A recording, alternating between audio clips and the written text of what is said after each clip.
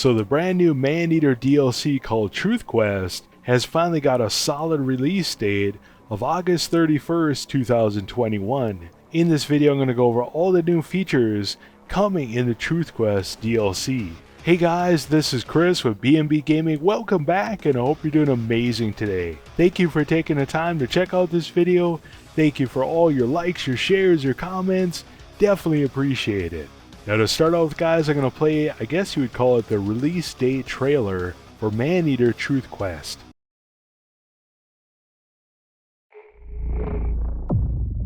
This is the Plover Island Complex, commonly referred to as Site P. The official government line is that it's just a naval base home to the U.S. Navy Marine Wildlife Program. But why is it called Site P? Well, P is the 17th letter in the alphabet. The 17th arcanum of the tarot is the star, a symbol of change. What change? A new world order, built upon the ashes of our national sovereignty. They hide their signs in plain sight as if to mock us.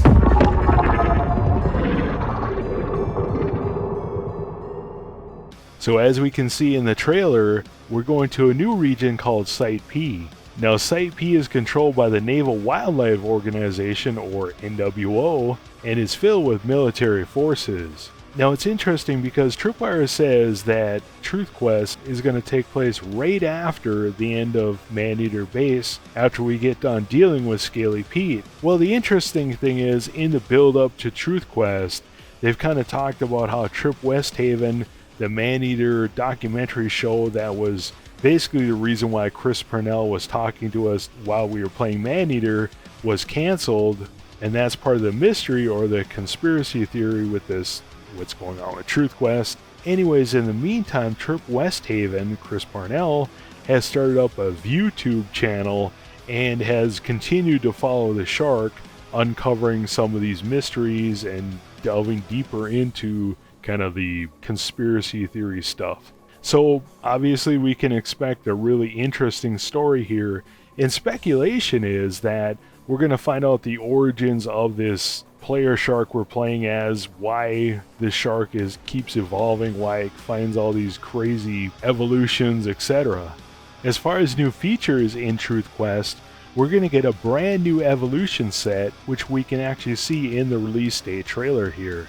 And it's actually called the Kaiju or Hammerhead set. And more than likely the word Kaiju is familiar to you, or it sounds familiar, and it actually is Japanese. It's in reference to a giant monster of a type featured in Japanese fantasy and science fiction movies and television programs, according to Wikipedia. Besides the new Kaiju set, they're also increasing the max level of your player shark from 30 to 40. And you're probably curious, is the shark actually going to get bigger as well? In a developer interview, Tripwire said, "We're aiming to give players more of what they loved from the original Maneater, with the ability to grow bigger, explore an entirely new region, and evolve further tools of destruction."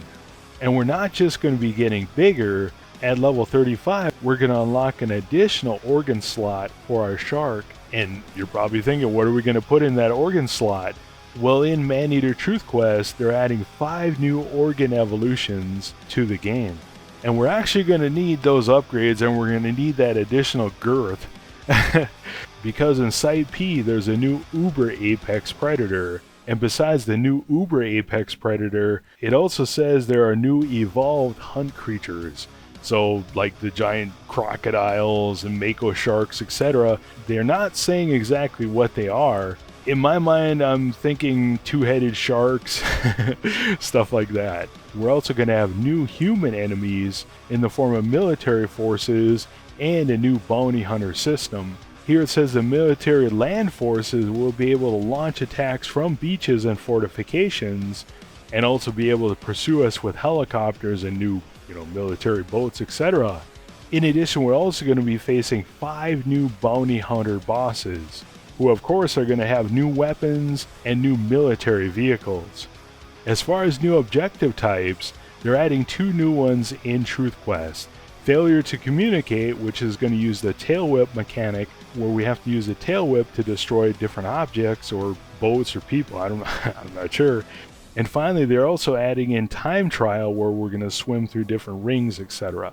Now, along with all this, Tripwire is also going to be releasing what they're calling a pilot episode that will give us 10 to 15 minutes of a hands-on look at Truth Quest.